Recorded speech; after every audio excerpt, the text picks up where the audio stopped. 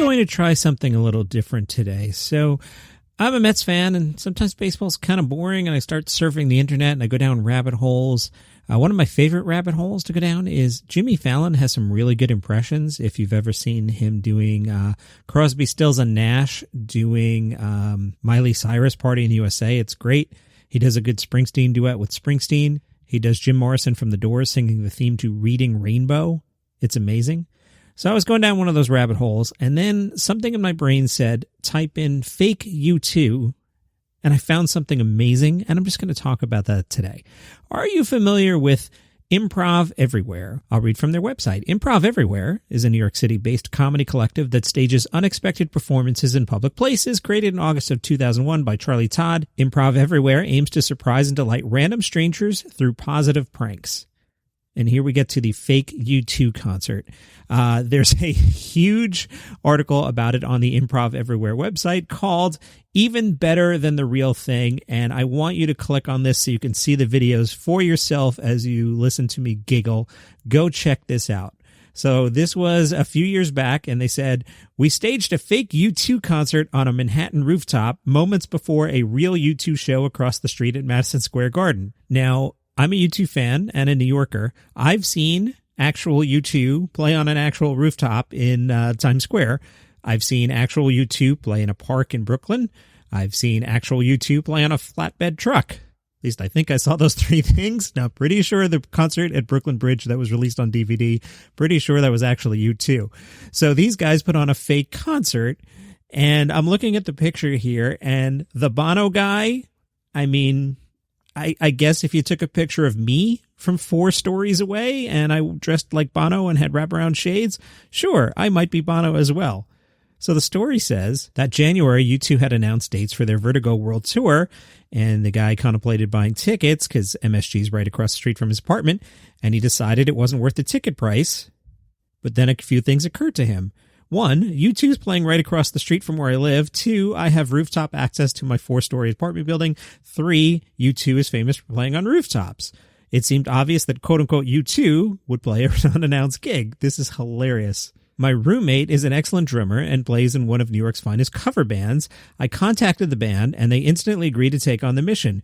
We just had to find a, quote, Bono, which would not be easy. We ultimately decided on Agent Slocum, not because of a resemblance to Bono. He looks nothing like Bono, nor because of his singing skills. He is no professional singer, but because of his charisma, confidence, and commitment. We needed someone that could project the attitude of Bono more than anything else. So you got to look at these guys. This is hilarious. They had one rehearsal the day of the mission from 12:30 to 4 o'clock. Most of the focus was on Agent Slocum perfecting his voice and finding the appropriate moments for him to deliver Bono's trademark sermons. I watched this video again last night with my daughter, and when you hear the audio from the street, you basically hear that Bono cadence of like, you know, there's a very special time, and you have no idea what he's saying, but it sounds like Bono giving one of those speeches. It is hilarious. Quick break, and I'll tell you what the set list was. So they decided on a 4-song set list. Vertigo, which was the new single, that would make sense. U2 would do that. Where the Streets Have No Name, because that video has a rooftop concert. Even Better Than the Real Thing, because that's funny, right? And Bride in the Name of Love for its audience response vocal chant. They tipped to the news 30 minutes before their concert that U2 was setting up a rooftop concert. Some people took the bait. They had Agent Lang play the role of the bouncer. He wore a security pass and a security hat and was assigned to stand in front of one of the neighbors' doors during the event. The idea was to make it seem that the way to the roof was through the neighbor's building rather than ours. Although the band would not be visible for most of the concert, we tried to make them look as much like U2 as possible. There were several obstacles to overcome. Firstly, our version of The Edge was Korean American. So you see this guy here, they've got a fake like Edge handlebar mustache on him and a winter cap like The Edge wears. That's pretty funny. Agent Goodman cut his hair in the style of bassist Adam Clayton and sprayed it silver to match the bassist's current look.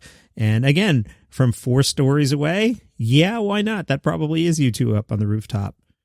Once a decent crowd had assembled, I grabbed the megaphone and stepped to the edge of the roof. Hello, New York! Please welcome the #1 band in the world playing a free concert for all of New York City, U2!